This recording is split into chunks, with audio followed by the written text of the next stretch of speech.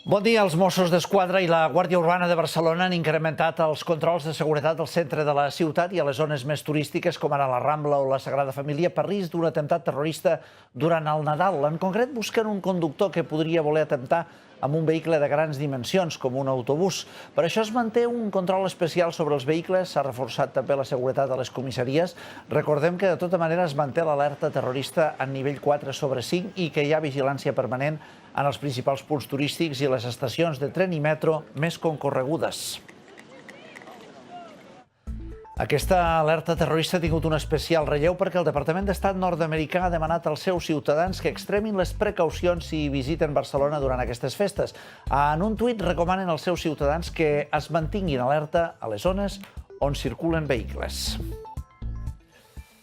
N'ha parlat de tot això el conseller d'Interior, Miquel Buch, a RAC1, ha dit que es tracta d'una amenaça més que s'està investigant, però reconeixia l'especial rellevància que ha tingut per l'advertència que veiem que ha fet el Departament d'Estat nord-americà.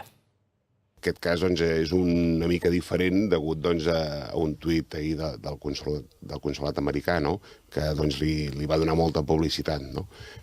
I per tant se n'ha parlat més, però compti que nosaltres amenaces en rebem de tant en tant es van rebent amenaces i per tant totes s'investiguen, totes es treballen i totes, diguem-ne, es busca la manera per evitar-les en cas que fos certa, i per tant totes es treballen i aquesta és una més de les que treballem puntualment i amb molta intensitat per part dels Mossos d'Esquadra. Els grups terroristes islamistes el que pretenen és això, que visquem atemorits, que visquem amb por i que el terror formi part de les nostres vides. Jo crec que també cometríem un error si permetem que la por que volen infligir sobre tots nosaltres, en general, sobre els europeus, la comprem i per tant vivim amb por.